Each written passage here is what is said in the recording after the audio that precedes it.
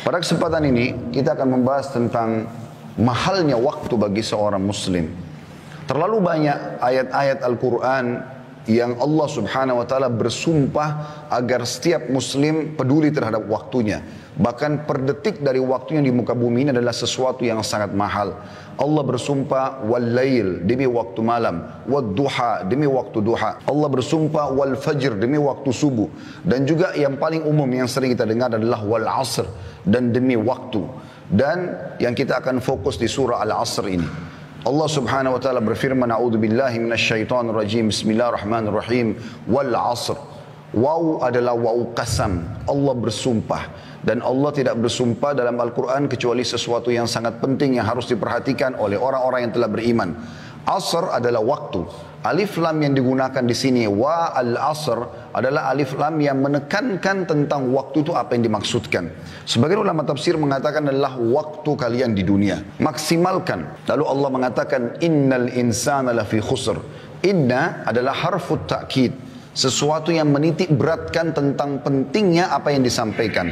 Sesungguhnya semua manusia pasti dalam keadaan rugi. Maksudnya yang tidak memaksimalkan waktu mereka. Tidak tahu nilai waktu yang sudah Allah berikan kepada mereka yang sangat terbatas. Lalu dikatakan illal ladzina amanu wa amilus shalihat. Hanya satu golongan yang bisa lolos di sini, yaitu orang-orang yang sibuk dengan keimanannya dan juga amal saleh. Watawasau bil haqqi watawasau bis sabr. Maka saling mewasiatkanlah kebenaran ini dan saling mewasiatkanlah kesabaran dalam melalui waktu-waktu itu dengan ketaatan kepada Allah subhanahu wa ta'ala, dengan meninggalkan kemaksiatan serta sabar terhadap cobaan yang selalu dilalui oleh setiap manusia dari sakit, gangguan orang dan seterusnya. Nabi kita Muhammad sallallahu alaihi wa ala alihi wa sahbihi wasallam mengingatkan kepada kita di dalam sebuah hadis yang sahih riwayat Bukhari. Dan hadis ini diriwayatkan Imam Bukhari nomor 5933. Kata beliau, ni'matani maghbunun fihima katsirun minan nas, as-sihhatu wal faraq. Ada dua nikmat yang Allah siapkan bagi hamba yang banyak dilalaikan oleh manusia. Yaitu yang pertama adalah as-sihha, kesehatan yang Allah berikan. Kita harus gunakan kesehatan kita sebelum sakit. Karena kapan kita sakit maka akan sangat terbatas aktivitasnya. Kemudian yang kedua adalah waktu yang lowong. Jadi kebanyakan orang subhanallah pada saat dia menemukan waktu malam yang panjang, maka dia sibukkan dirinya untuk menghabiskan waktu itu dengan hal-hal yang kosong. Atau siang yang dianggap panjang, maka juga dimaksimalkan dengan hal-hal yang kosong. Mungkin dengan hanya tidur saja, mungkin hanya dengan bersenda gurau, mungkin hanya dengan obrolan kosong, dan seterusnya. Padahal per detiknya waktu kita sangat mahal. Begitu ruginya seseorang yang menyia-nyiakan waktunya di dunia ini kalau dia tidak pakai untuk beribadah. Kata para ulama, kalau seorang mayit, sosok mayit diizinkan oleh Allah untuk hidup, maka dia dipastikan hanya ingin mengejar satu amal saleh. Apakah senyum dengan muslim, apakah sujud sekali, apakah membaca satu ayat, apakah berzikir dengan satu zikir, dan seterusnya. Ada hal-hal yang harus kita perhatikan tentang pentingnya atau urgensi waktu itu. Kenapa kita harus maksimalkan? Yang pertama teman-teman sekalian, waktu adalah modal terbaik kita untuk mengejar apapun yang terbaik yang Allah janjikan di akhirat. Dan juga di dunia pasti akan ikut prestasi-prestasi orang yang mengejar dan mengisi dengan hal yang bermanfaat. Hasan Basri rahimahullah berkata, ya ibna Adam, innama anta ayyamun, kullama zahaba yaumun zahaba ba'duk. Wahai anak Adam, kau ini hanya seperti waktu atau kumpulan hari saja. Setiap kali satu hari berlalu, maka hilanglah bagian dari dirimu. Juga diriwayatkan dari Umar bin Abdul Aziz rahimahullah, beliau mengatakan innal laila wan nahar ya'malani fika fa'mal fihima. Sesungguhnya malam dan siang itu bekerja untukmu, dipersiapkan agar kau bisa memaksimalnya sebagai fasilitas di dunia ini. Siang untuk mencari pahala-pahala yang besar dengan beragam tentu ya, yang bisa kita kerjakan dari mencari rezeki, menuntut ilmu, sholat berjamaah dan seterusnya. Dan malam pun seperti itu. Allah siapkan untuk bisa beribadah kepada. Yang kedua saudaraku seiman, urgensi waktu. Waktu sangat cepat berlalu. Imam Ahmad rahimahullah berkata, aku tidak menyerupakan masa muda kecuali dengan sesuatu yang menempel di lengan bajuku lalu jatuh. Selalu saja banyak orang sekarang mengatakan, kan masih muda, kan masih sehat, nggak masalah. Oh masih muda, pakai saja untuk ini dan itu. Selalu ada kesan masa muda harus dihabiskan dengan kemaksiatan. Sampai tidak dianggap atau dianggap aneh kalau ada sosok anak muda yang justru tidak mengenal rokok, minuman keras, pergaulan bebas, atau mungkin ada orang yang tampan ataupun cantik. Aneh kalau dia berada di masjid atau dalam majelis ilmu atau menjadi orang-orang yang saleh. Padahal baginda Nabi SAW sudah mengingatkan, Inna Allah yu'jibu min syabin laisa lahu sabwa. Allah sangat kagum dengan anak muda justru yang tidak mengikuti hawa nafsunya. Justru di saat-saat muda itu, di saat sehat, kita maksimalkan untuk tunduk kepada Allah Subhanahu wa ta'ala. Itu adalah amal yang sangat luar biasa. Kita temukan para sahabat Nabi, Abdullah bin Abbas, Abdullah bin Umar, Abdullah bin Amr bin As, Abdullah bin Mas'ud. Kemudian banyak sahabat Nabi yang lain seperti Usama bin Zaid, Anas bin Malik, dan yang lainnya. Mereka justru tumbuh dalam ketaatan di masa-masa muda itu. Bagaimana pada saat Nabi SAW mengiklankan untuk perang Badar, justru mereka berada di saf-saf pertama di umur mereka yang masih 7-8 tahun. Dan mereka sengaja berada di depan saf, ya, sebelum orang-orang tua datang agar mereka ditunjuk untuk berperang bersama Nabi SAW. Apakah di zaman sekarang kita temukan ada umat Islam yang siap menghadapi peperangan kalau dipanggil di umur, tidak usah berbicara umur 7-8 tahun. Mungkin di umur 30-40 tahun pun yang sudah mendekati masa-masa dekat kematian, apalagi 50-60 tahun, mungkin mereka masih berpikir beberapa kali untuk membela agama Allah Subhanahu Wa Taala. Ini semua karena tertanamnya keimanan dalam hati mereka.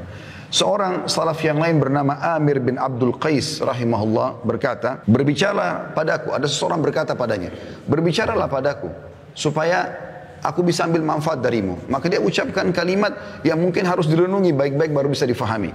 Dia mengatakan, tahanlah jahannya matahari. Maksudnya, kalau kau bisa menahan waktumu, memaksimalkan waktumu untuk beribadah kepada Allah, maka lakukanlah. Dia bahasakan tahanlah matahari kalau kau mampu. Maksudnya matahari akan selalu terbit, akan selalu terbenam, waktumu akan berlalu. Kalau kau tidak maksimalkan maka akan hilang dari kamu. Juga Hasan Basri rahimahullah pernah mengantar jenazah. Kemudian beliau sambil berzikir kepada Allah. Ditanya oleh seorang anak muda di sebelahnya, kenapa anda sedang berzikir wahai imam? Maka Hasan Basri cuma menasihati mengatakan, berzikirlah karena sungguhnya yang sedang kita antar sekarang sudah tidak bisa berzikir. Maka jangan tiba waktu teman-teman sekalian di mana kita menyesali semua itu. Abul Walid Al-Baji juga berkata rahimahullah, jika aku telah mengetahui dengan sangat yakin bahwa seluruh hidupku di dunia ini seperti 1 jam di akhirat, maka mengapa aku tidak bakhil dengan waktu untuk melakukan perkara yang sia-sia dan hanya kujadikan hidupku di dalam kebaikan dan ketaatan. Seorang ibu di zaman Nabi Nuh AS menangisi anaknya meninggal dunia di umur 60 tahun. Perlu kita garis bawahi, kaum Nabi Nuh AS umurnya ratusan tahun bahkan sampai 1000 tahun. Karena beliau sendiri berdakwah di kaumnya 950 tahun. Ini satu generasi. Maka ada satu ibu, anaknya meninggal di zaman Nabi Nuh AS, umurnya 60 tahun. Ibu itu menangisi anaknya. Nabi Nuh AS lewat sambil berkata, kenapa kau menangis hai ibu? Kata ibu itu, anak saya meninggal masih kecil, kasihan, belum bisa merasakan dunia. 60 tahun pada saat itu umurnya. Maka Nabi Nuh AS mengatakan, hai ibu, jangan kau tangisi anakmu, karena akan ada nanti kaum manusia seperti kita di akhir zaman. Umur mereka yang seperti umur anakmu ini adalah umur yang tertua di zaman kita sekarang. Kalau sudah 60 tahun kita anggap sudah ubanan, sudah tua, sudah lemah. Di zaman Nabi Nuh AS seperti anak 6 tahun. Apa kata ibu tersebut? Dan ini pesannya. Kata ibu tersebut, demi Allah wahai Nabi Allah, ya, kalau seandainya saya hidup di zaman itu dan Allah cuma memberikan saya 60 tahun, maka saya akan gunakan semuanya untuk sujud kepada Allah. Saya akan sujud 60 tahun, tidak angkat-angkat kepala saya karena saya tahu umur saya cuma itu. Yang ketiga teman-teman sekalian, waktu yang berlalu tidak akan pernah kembali. Perhatikan perkataan Abu Bakar sahabat Nabi yang mulia radhiyallahu anhu, inna lillahi haqqan bin nahari la yakbaluhu bil lail wa innahu walillahi haqqun bil lail la yakbaluhu bin nahar. Ketahuilah, kata Abu Bakar, sesungguhnya Allah memiliki hak pada waktu siang hari.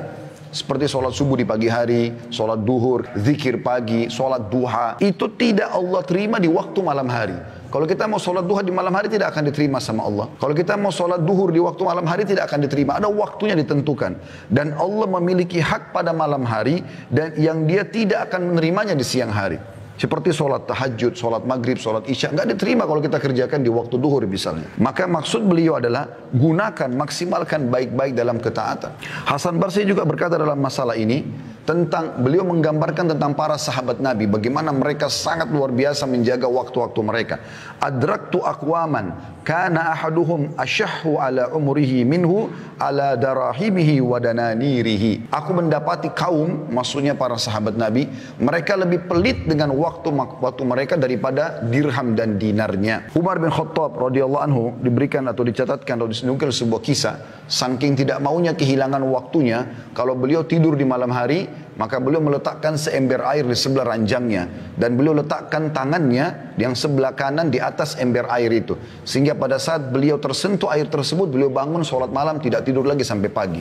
Beliau tidak memikirkan lagi berapa menit, berapa jam tidurnya, seperti sebagian orang di antara kita. Oh, saya masih baru 1 jam, oh saya masih baru 2 jam, seakan-akan dia rugi kalau dia harus mendirikan sholat malam.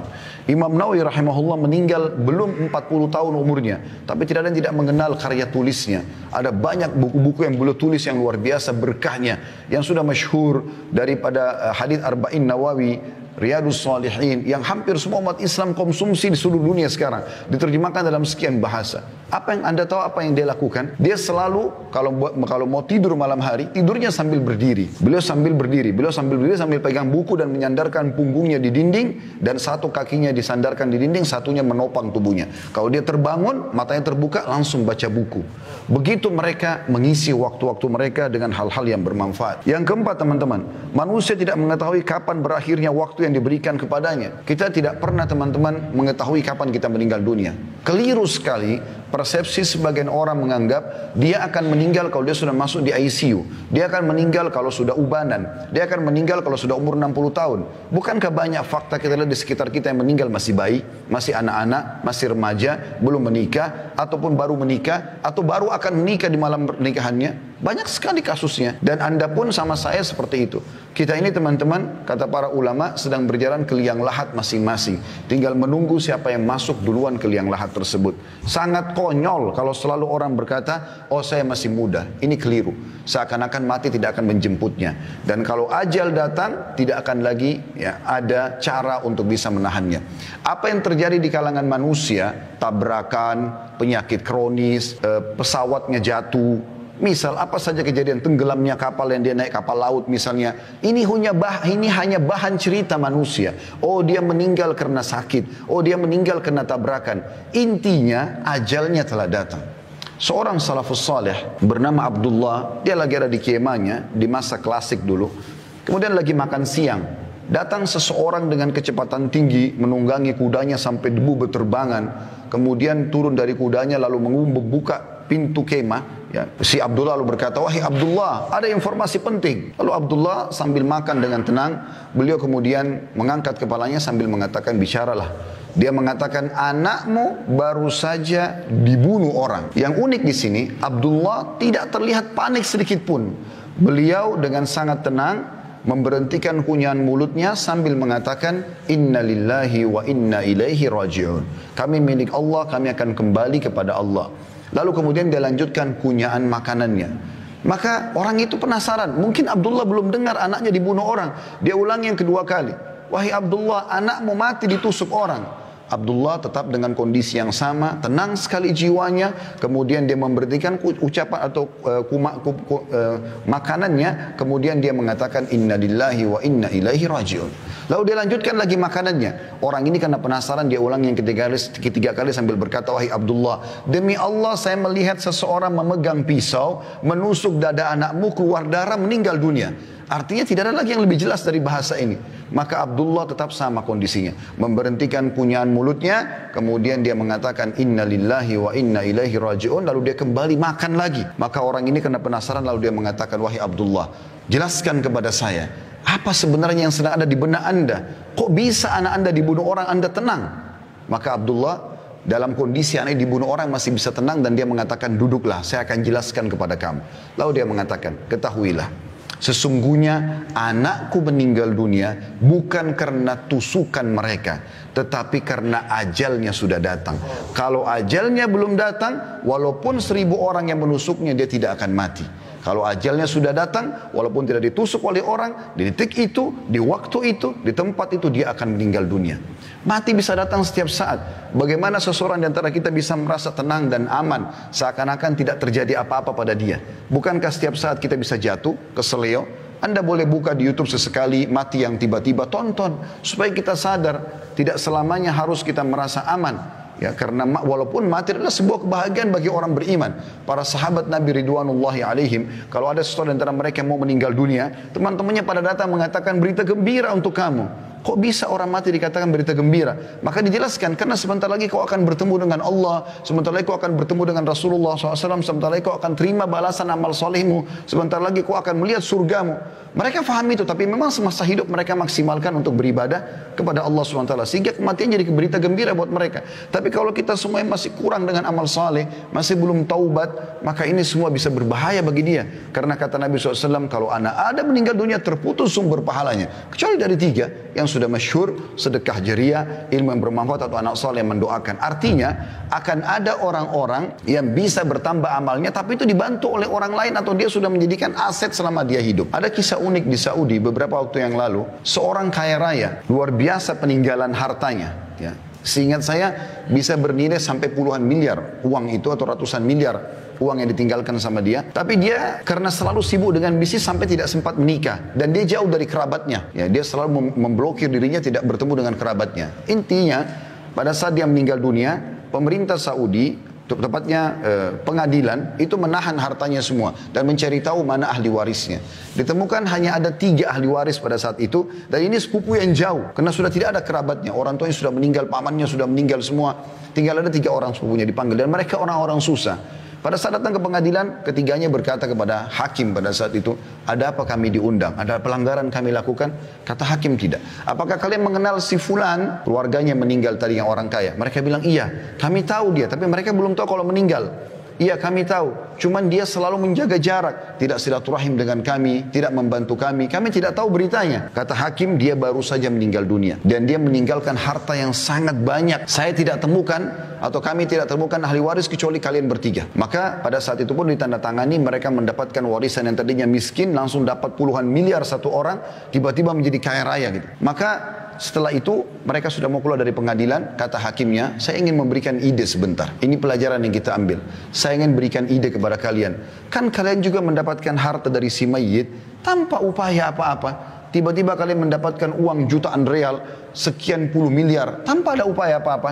Bagaimana kalau setiap orang di antara kalian mengeluarkan uang, kalau nilai rupiahnya masing-masing 1 miliar saja keluarkan. Jadi kalau dia dapat 30-40 miliar, 1 miliar tidak ada, kecil sekali. Keluarkan 1 miliar setiap orang. Jadi 3 orang 3 miliar, kita bangunkan masjid buat si mayit. Supaya dia dapat amal soleh juga, sebagai balas juga kebaikan kalian kepada dia.